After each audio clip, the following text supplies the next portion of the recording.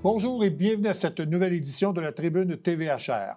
Aujourd'hui, il sera question du Centre d'assistance et d'accompagnement des plaintes Montérégie avec la directrice générale de l'organisme, Mme Myriam Noiseux, le centre qui s'installe dans de nouveaux locaux à Saint-Jean, mais on va parler surtout du rôle de l'organisme. Mais ma première invitée est la présidente du comité des finances et conseillère municipale à la ville de Saint-Jean-sur-Richelieu, Mme Claire Charbonneau. Mme Charbonneau, bonjour. Bonjour. Donc, avec vous, on va faire le bilan de la situation financière de la ville. Il y a eu l'état comparatif des revenus et des charges là, qui a paru dans le Canada français là, tout récemment. Peut-être nous parler un peu de cet exercice-là là, qui est un peu, qui met la table un peu au budget qui sera déposé prochainement. Oui, mais cet exercice, c'est pour figurer à peu près combien on va avoir de surplus. Il ne faut pas oublier aussi que une ville ne peut pas faire des déficits. La ville est obligée de faire... C'est une loi provinciale. Oui, ça, c'est une loi, on n'a pas le choix, contrairement au fédéral ou au provincial. Mais avec un surplus de 4 millions qu'on a eu, c'est surtout dû aux taxes de bienvenue. Comme les anciens surplus qu'on avait quand il y avait une flambée des maisons et tout ça, là, on avait des surplus des fois de 14 millions. Là. Mais c'est vraiment dû aux droits de mutation. Et puis, avec ça, on s'enligne voir qu'est-ce qu'on peut faire avec. On doit faire des affectations au printemps. Fait qu'on va voir ce qui va arriver. Vous savez que le transport en commun, on est beaucoup déficitaire, on a des problématiques avec ça. Fait que, tu sais, les logements sociaux, il y a plusieurs choses qu'on peut faire avec ce surplus-là. Et puis, en même temps aussi, on n'aura pas nécessairement de gel de taxes, de toute façon, parce que juste l'augmentation de la main-d'œuvre est de 2,5 % selon les conventions collectives. La main-d'œuvre, c'est 47 % du budget de la ville. Fait que c'est certain qu'on ne peut pas avoir un gel, mais on peut déjà, en partant, dire qu'on n'aura pas un 7,75 comme l'année passée. Ouais. Fait que les gens qui soient assurés là-dessus.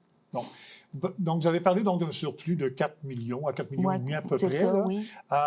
Est-ce qu'on peut qualifier que c'est quand même assez bien comme surplus là, si on compare aux autres années? Comment vous qualifieriez les finances de la ville? Bien, présentement, considérant le coût de vie, c'est bien quand même, là, tu sais.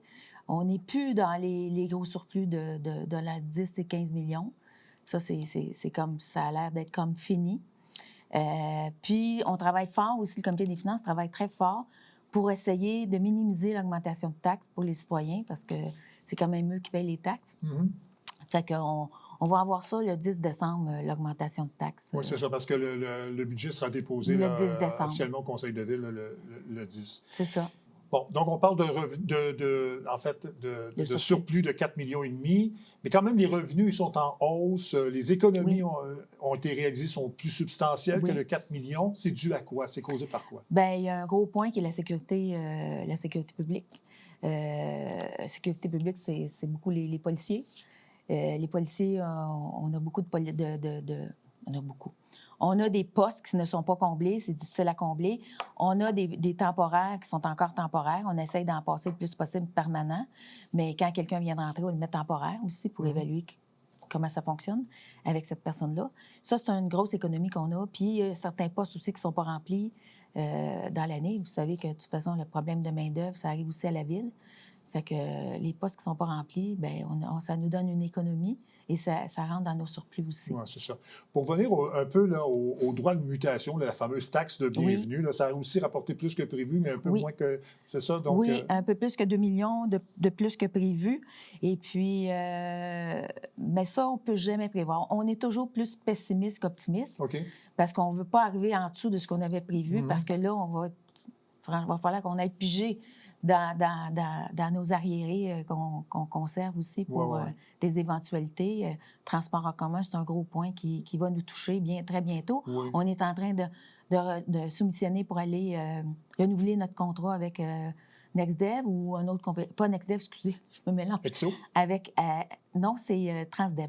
Ah oui, Transdev, oui. C'est Transdev. Là, on est en appel d'offres. Ça devrait sortir sous peu. Fait qu'on se garde aussi un buffer là-dessus parce que transport en commun, là, le REM, qu'est-ce qui va arriver, puis tout ça, là, tu sais, c'est des inconnus aussi pour nous. Oui, parce qu'il faut prévoir, parce que là, le REM va être arrêté pendant quelques temps. Fait que là, il faut prévoir un plan B pour les gens de la région, là. Effectivement. Fait que ça... Puis, on a aussi nos infrastructures qui sont comme...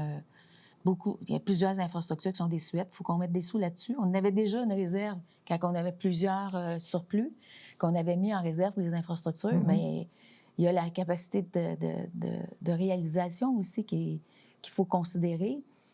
Parce que, puis en plus, avec les changements climatiques, on s'entend que les infrastructures, il faut qu'on les réorganise. Là.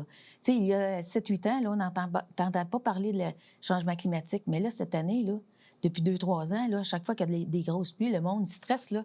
Il va savoir du sol de l'eau dans mon sol, comment ça va se passer. Avant, c'était une exception. Maintenant, c'est presque la règle. Presque à chaque année presque, qu'on a, tu sais, OK, l'année passée, on a été sauvés. Il y a 2 ans, on y a goûté. Mais qu'est-ce qui va arriver l'été prochain, là, avec les changements climatiques? Alors, vous regardez ce qui se passe en Floride, dans les pays chauds, en Europe, en Espagne. C'est épouvantable. Oui, puis on est près d'une rivière. Oui. Donc, forcément, ça va amener les problèmes d'inondation, ce genre de problèmes. Donc, il faut y penser aussi. Oui, puis nos infrastructures ne sont pas faites pour les changements climatiques qu'on reçoit présentement. Il faut qu'on travaille là-dessus. Donc, ça nous prend des sous. On a mis de côté, puis on va continuer à essayer d'améliorer ça le plus possible. Ouais. Et tout ça en minimisant l'impact sur les citoyens, bien sûr. Oui, en minimisant le compte de taxes. Je vous dis, on a travaillé fort, là. On n'a pas fini, mais on pense aux citoyens. Oui, c'est un gros travail. Oui. Les gens, évidemment, vont se poser la question, qu'est-ce qu'il y a avec le rôle d'évaluation? Le rôle d'évaluation, c'est parce qu'on a fait la mutualisation, parce que c'est certain que si la maison a augmenté de 50 les taxes n'augmenteront pas de 50 là. C'est que le taux de taxe de base, je pense qu'il était à 0,74, nous, on le ramène à 0,49 pour que le montant de taxe soit équivalent. C'est ça, la mutualisation, puis c'est ce qui fait que c'est pas là-dessus que les gens vont avoir une augmentation de taxes. C'est vraiment, s'il y a une augmentation d'un pourcentage, c'est sur le compte de taxes de l'année dernière. Ce ne sera pas sur la valeur de la maison. OK. Donc, concrètement... En principe aussi, ce que ça peut faire comme changement, c'est que si vous achetez ou vous vendez une maison, surtout si vous achetez une maison, la valeur qu'on va considérer, que ce soit la valeur marchande ou la valeur du rôle d'évaluation, ça pourrait peut-être faire un changement, mais peut-être pas beaucoup non plus. Ça dépend si la valeur marchande et le rôle d'évaluation est sensiblement pareil. OK. Donc, si je vous comprends bien, là, des hausses de taxes, il va en avoir, c'est sûr, mais... Minimalement. Minimalement. Donc, coût de la vie, vous avez parlé de main-d'œuvre, donc ça pourrait ressembler à peu près à l'augmentation du coût de la vie, ou c'est encore trop tôt pour le dire? C'est trop tôt parce qu'au début de l'année, le coût de vie était quand même 3-4 Ouais. L'année passée, il était quand même beaucoup aussi. Là, ça commence à baisser depuis septembre. Tu sais, on a eu la moitié de l'année un gros coup de vie, la moitié qui baisse. Ça dit que ça va augmenter jusqu'à 2 d'ici la fin de l'année. Fait que, tu sais, on peut... c'est difficile de dire que, surtout qu'avec les augmentations de convention collective de 2,5, c'est pas... on ne peut pas aller à 1,5, là, on s'entend. Là, fait que... Oui. Je pense que vous êtes au Conseil de ville depuis 2013, je pense. Comment qualifieriez-vous la situation globale là, des finances de la ville depuis votre entrée en politique?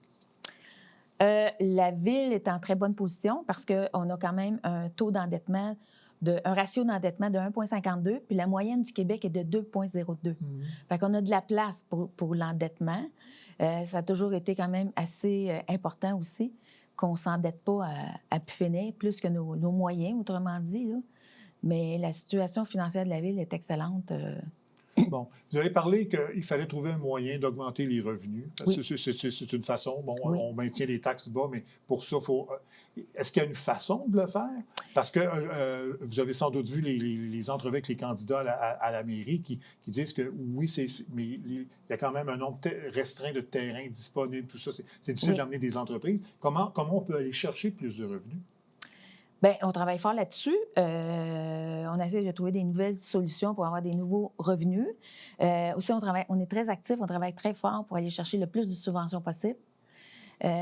Considérant les terrains industriels, on est en train de travailler fort aussi autour de l'aéroport pour mettre les infrastructures pour avoir des terrains industriels, parce que c'est vrai qu'on en a presque plus. On n'est pas comme à Varennes. À Varennes, c'est 80 de la taxe qui va des industries. Nous, c'est le contraire.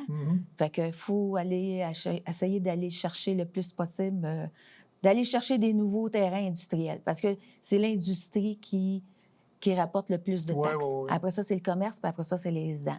C'est ça. Parce que, bon, pour équilibrer un budget, bon, aller chercher plus de revenus, c'est difficile de couper dans les dépenses, surtout au niveau de la main-d'œuvre. Si ça représente 47 de la structure de la ville, c'est quand même difficile de couper ou de faire des Il y a quand même choix de ce côté-là. l'optimisation de ressources qui peut Ouais, être oui, faite aussi, aussi. oui. Là, tu sais, je veux dire, je pense qu'il y a des choses qu'on pourra faire. Là, tu sais, Mhm. mais aller chercher des nouveaux revenus, ça, c'est important aussi, Ouais. avec l'écofiscalité aussi, là, qui se travaille là, un peu partout dans toutes les villes. Là, Le budget de la ville pourrait ressembler à combien, là, quand on gère un budget de combien à la ville de Saint-Jean-sur-Richelieu, ou à peu près? Notre budget est à peu près de 220 millions à peu près là, Ouais. pour avoir un budget équilibré. Là, Ça se autour de compare aux 220 villes à millions. peu près de la même grandeur, là, un peu Oui, partout au oui. Québec. Ben, comme là, je c'est vous ça. ai dit, notre ratio d'endettement est même moindre. Mhm. Puis on a quand même une dette de 259 millions. Je pense qu'on est en une bonne situation financière. Puis pour nos infrastructures, avec l'endettement qu'on a, on est capable d'aller en chercher. Ça va nous prendre la main-d'œuvre. Ouais. Donc, en tant que président du comité des finances de la ville, là, ce que vous voyez, les chiffres, il y a de la lumière au bout du tunnel. Oui, surtout pour nos infrastructures, parce que nos infrastructures, c'est ça notre faiblesse présentement. Puis là, c'est ça, il faut qu'on travaille fort sur nos infrastructures. Oui, oui, oui. Je vais y aller d'une question un peu plus personnelle. On va quitter la présidence du comité de la ville. Il y a des élections qui s'en viennent dans un an. Est-ce que, un, vous vous représentez, et deux, est-ce que vous avez fait votre choix? Je me représente. Je suis encore indépendante. Je travaille pour mon choix. Puis, mais c'est pas encore officialisé mon choix encore. Oui, oui, oui. Mais justement, vous parliez que vous étiez indépendante. Il y en a plusieurs indépendants au conseil de ville. Est-ce que c'est Maintenant, oui. est-ce que c'est plus difficile d'élaborer un budget quand quand il y a plusieurs individus indépendants plutôt que de travailler en équipe? Est-ce que vous trouvez ça plus difficile? Non, pas nécessairement, parce que les gens sont capables de s'exprimer. Puis dans le dernier mandat, c'était la même chose. Ouais. Fait que là, ça fait 2 mandats que je fais comme ça. Le premier mandat, c'était séparé aussi, parce que vous aviez des gens de l'équipe de M. Fecteau, Stéphane Legrand. Oui, oui, il y avait beaucoup d'équipes Fait à ce qu'il y moment-là. avait Oui. plusieurs personnes différentes, puis on était capable de se rallier et de travailler ensemble. Puis je pense que dans tous les cas, on est capable de se rallier et de travailler ensemble. Les gens sont quand même assez intelligents pour réfléchir, puis écouter, puis regarder aussi, là, tu sais. Oui. Et là, c'est une question très personnelle parce que c'est un dossier que je connais un peu moins, l'élaboration d'un budget. Bon, vous êtes la présidente du comité des finances, mais évidemment, vous avez affaire avec... Est-ce que les responsables de services, par exemple, vont venir vous voir pour dire « Moi, j'ai besoin de plus d'argent. Moi, j'ai besoin de plus d'argent. J'ai besoin de plus d'argent. » Puis vous devez mettre votre pied à terre pour dire « Ben non, c'est comme ça que ça marche. C'est ça que vous allez avoir cette année. » Effectivement, on C'est a ça? rencontré tous les directeurs de département au comité des finances. Ils nous ont soumis ce qu'ils voulaient. Bien, déjà, de la direction générale avait fait un Ouais. tri aussi. Là. Ouais, ouais. Ils nous ont soumis, puis nous, on les challenge aussi pour savoir est-ce que c'est vraiment nécessaire ou ça peut être retardé ou on peut l'enlever. Tu sais, c'est ça qu'on fait avec les directeurs. C'est un gros mandat, hein? Oui, c'est un gros travail. Oui, hein? Oui. Parce que vous êtes dans les feux de la rampe, parce que si mettons, les gens ben, les gens vont souvent critiquer, surtout avec les médias sociaux, on a la critique facile, mais vous êtes devant les feux de la rampe, vous, là. Si l'augmentation de taxes est trop élevée, bien c'est... C'est nous autres, oui, Ben c'est oui, ça. exactement. C'est Et ça. vous vivez comment avec ça, toutes les critiques qui sont de plus nombreuses avec les médias sociaux? Ben moi, j'ai eu des problèmes avec le dernier mandat quand M. Laplante a été suspendu. J'ai décidé que les réseaux sociaux, loin de moi, je ne Ouais. dis pas que je ne vais pas, là, Non, je comprends. mais c'est pas moi qui va critiquer les réseaux sociaux ou qui va répondre, qui va... Il y en a qui font du spinning là-dessus, là. Moi, non. Ouais, je pense Moi, à- si les gens veulent des informations, ils peuvent m'appeler puis me poser des questions, parce que même pour le rôle, il y en a qui m'ont posé des questions. Ouais, c'est ça. Je pense que c'est la meilleure façon de faire, C'est ça, c'est ça, vivre et laisser vivre. Voilà. c'est ça. Ben, Parfait. Mme Charbonneau, merci beaucoup. Donc, on rappelle que le budget sera déposé Le 10 le 10 décembre en conseil En spécial. extraordinaire avant la public. Voilà. Ben, merci beaucoup et puis Merci. bon succès. Merci. On revient après la pause.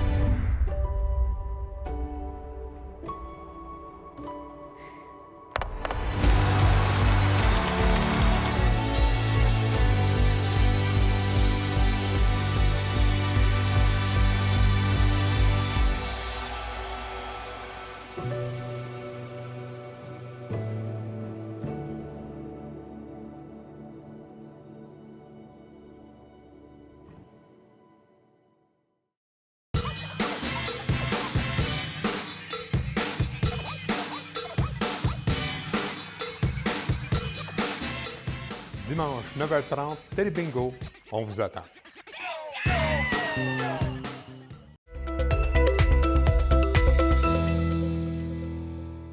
Les personnes qui ont des problèmes avec des établissements de santé ont une ressource à Saint-Jean-sur-Richelieu. C'est le Centre d'assistance et d'accompagnement des plaintes Montérégie.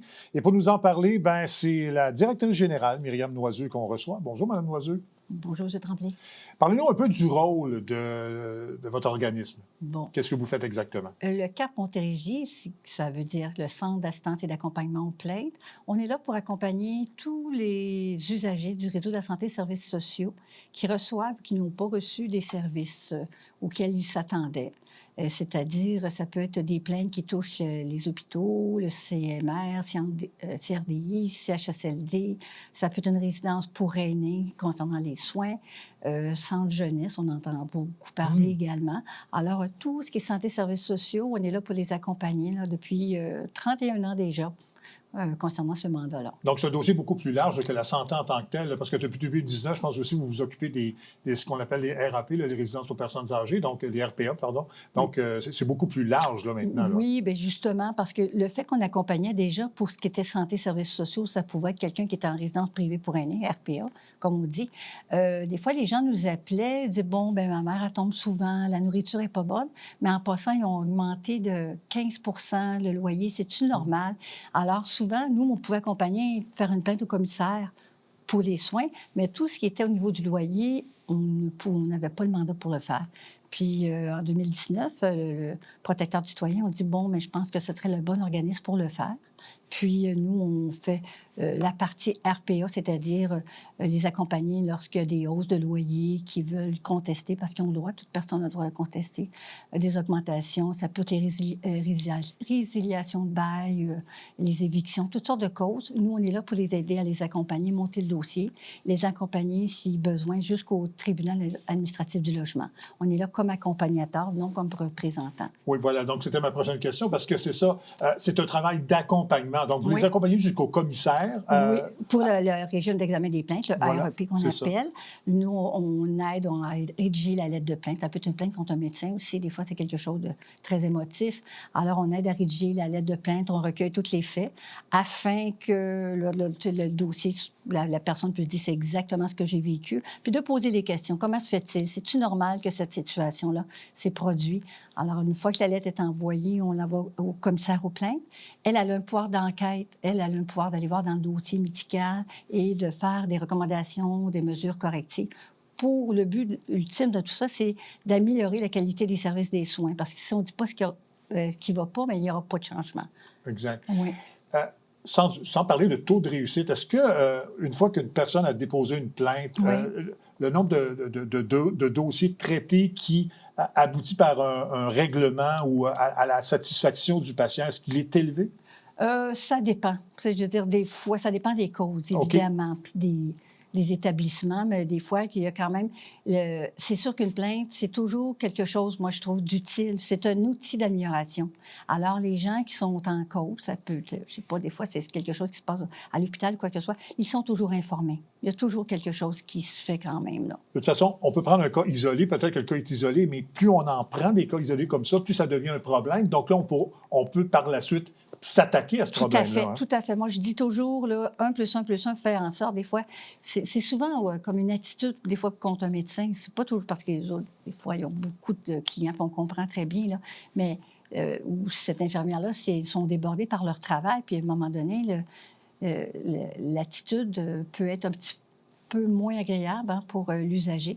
Puis peut-être que si elle agit comme ça pour cette personne-là, elle agit comme ça pour d'autres personnes.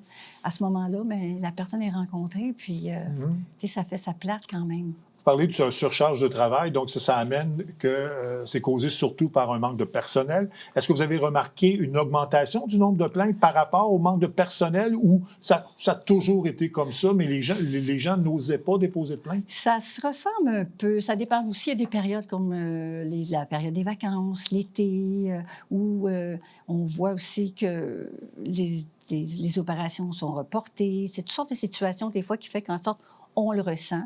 C'est surtout aussi, les gens nous appellent pour la liste, la liste pour avoir accès à un médecin. Ah, oui, oui. Ça, c'est pas évident non plus. Là. Mais qu'est-ce que vous pouvez faire à ce moment-là pour quelqu'un qui attend un médecin, surtout en manque de médecins de famille Oui, actuellement? bien, on valide avec eux, on lui donne l'information si la personne est bien inscrite au guichet d'accès de clientèle orpheline, si son nom est bien là, s'il y a déjà un médecin puis il n'est pas satisfait parce que, peut-être pas lâcher le médecin actuel, pas qu'il se tire dans le pied, comme on dit, mais de voir aussi comment communiquer avec lui. Fait qu'on peut l'aider.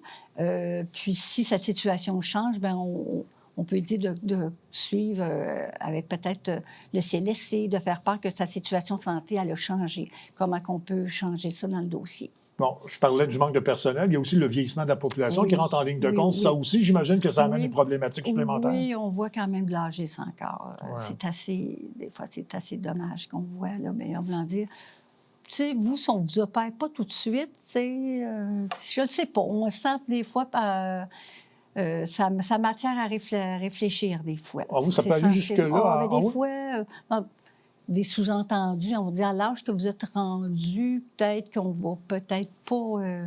c'est peut-être pas utile de suivre tel traitement ou qu'on vous opère parce que là, vous risquez peut-être... Mais, tu sais, il y a des gens qui disent « Non, moi, je suis pas prête à mourir. » Ben oui. Moi, j'en je connais des proches. Des situations comme celle-là, là, on entend parler. Puis c'est tout ça vraiment... je ne sais pas si c'est quantifiable, mais le nombre de plaintes que vous avez à traiter là, par année ici dans la région, c'est à l'ordre de combien? Mon Dieu, je ne peux pas vous dire les plaintes parce que nous, des fois, on donne seulement qu'un support conseil, puis tout ça, on donne des informations, tout ça. Tout en nos services, l'année passée, juste pour le régime d'examen des plaintes, en information, en accompagnement, en toutes sortes de choses, c'est à peu près 1200 qu'on a fait. Ah oui, OK. Oui, ça, c'est seulement pour le régime d'examen des plaintes et c'est 500 pour les dossiers de RPA. OK. Quand même. Si on revient au début, donc, moi, je veux déposer une plainte auprès de votre organisme. Oui. C'est quoi le processus et le délai avant qu'on ait une réponse ou un soutien, mettons? OK. Bon, la personne nous accompagne dépendant toujours de la gravité de la circonstance aussi. Des fois, c'est parce qu'ils ont perdu un proche à l'hôpital, ils n'ont pas eu de réponse à leurs questions. Alors, nous, on leur dit, bon, comment qu'on procède? Premièrement, on a besoin de recueillir les faits, en notre chronologique. Des fois, il faut qu'on lui donne le formulaire, comment avoir accès à son dossier aussi, au niveau de l'archive, des archives, le temps qu'elle... Parce qu'on veut avoir quand même des faits quand même assez précis. Puis avec ça, on l'aide à écrire la lettre, il nous donne un brouillon, nous, on retravaille le document. Ça peut prendre peut-être une couple de semaines, mais c'est sûr que quand la personne appelle chez nous, en dedans de 24 heures, on l'appelle. Fait que les gens ils disent « Ah, mon Dieu, vous m'avez déjà appelé. » Mais on prend le temps, on respecte le rythme de la personne. Une fois que la lettre est prête, on l'envoie à la commissaire. La commissaire, souvent, c'est en dedans de 2 semaines, va envoyer une accusé de réception. Et suite à la date de l'accusé de réception, elle a 45 jours pour traiter, faire l'enquête et envoyer les recommandations ou mesures correctives s'il y a lieu. Bon. Et lorsque la plainte est reçue et qu'on donne raison à la patiente, qu'est-ce qui arrive par la suite? Est-ce que j'utilise le mot dédommagement, mais c'est pas tout à fait ça. Qu'est-ce qui arrive? Non, bien souvent, c'est parce que la personne va avoir lu ses conclusions, elle va dire oui, je suis très satisfaite, puis je suis contente, mais à ce moment-là, c'est le commissaire, il y a un comité de vigilance qui fait en sorte que ça puisse être mis en place. C'est quand même un pouvoir de recommandation. Oui. Mais si la personne n'est pas satisfaite, puis elle dit tout a été fait selon les formes de l'art, ou tout est beau, nous, on peut accompagner en deuxième instance au protecteur du citoyen. C'est ça. Comme un médecin, c'est une plainte, parce que c'est sûr, c'est pas la commissaire qui traite la lettre médicale, c'est le médecin examinateur. Mais à ce moment-là, s'il n'est pas satisfait des conclusions du médecin examinateur, ça va aller auprès du comité de révision de l'établissement à ce moment-là. Bon. Vous avez parlé, donc, que ça fait plus de 30 ans là, que vous êtes dans la région. Là, vous êtes installé dans des nouveaux locaux à Saint-Jean. Oui. Il y a une raison particulière, c'est qu'on voulait s'approcher de la clientèle, avoir des locaux qui répondent mieux aux besoins? Qui répondent mieux aux besoins parce que l'équipe, avec le mandat RPA, elle a doublé, on est rendu 9. Alors, on était comme 4, 5 personnes. Puis là, on a rendu 9 personnes. Alors, souvent, on avait seulement 4 petits bureaux, puis 2 conseillères, des fois, dans le même bureau. Quand tu parles au téléphone, c'était vraiment pas accessible. Puis là, maintenant, on a plus de stationnement où on est. C'est beaucoup plus grand. On a une place de coworking. C'était vraiment pour faciliter là, les besoins. Là, et si je me trompe, vous avez eu une journée de porte ouverte, je pense récemment. Hein? Ça a bien fonctionné? Oui, ça a bien fonctionné. On a eu vraiment de belles visites. M. Caillé du comité des usagers, il y a eu la mairesse qui était là, il y a eu le commissariat aux plaintes de la Montérégie-Centre ici, qui ont une très belle collaboration. On a eu les gens de la QDR, des comités d'usagers. C'était vraiment des téléphones, puis de partager quelques usagers un peu curieux. Des fois, c'est pas toujours évident, mais c'était vraiment agréable. Puis, il y avait M. Paiement, qui est le président de la table, de la table des commissaires provinciaux. C'était une belle rencontre, mais ça donne bien parce qu'il demeure dans la région. Ah bon? Et il est venu nous saluer. Fait que c'était vraiment le fun. Donc, les gens qui veulent avoir des renseignements, donc il y a un site Internet et puis ils peuvent avoir les coordonnées de ce qu'il faut CAP faire. Montérégie, tout ce qu'on fait, puis s'ils veulent s'inscrire. Puis là, d'ailleurs, on va avoir une infolette là, qui va... à partir du 1er décembre, on repart une infolette justement pour bien informer nos gens, là, autant nos résidents, les usagers, monsieur, madame, tout le monde, parce qu'ils trouvent beaucoup de documentation sur le site. Oui, puis avec la situation dans le secteur de la santé, c'est un service qu'on dirait essentiel. Exactement. Moi, je dis toujours, c'est pour changer le négatif en positif. Ah, voilà, c'est bien dit. C'est bien dit. Merci beaucoup, mademoiselle, de cette visite et puis bon succès pour le centre. Merci beaucoup, M. Tremblay. Voilà, c'est tout pour cette édition de la Tribune TVHR pour aujourd'hui. J'espère que ça vous a plu. On vous dit à la prochaine. Au revoir.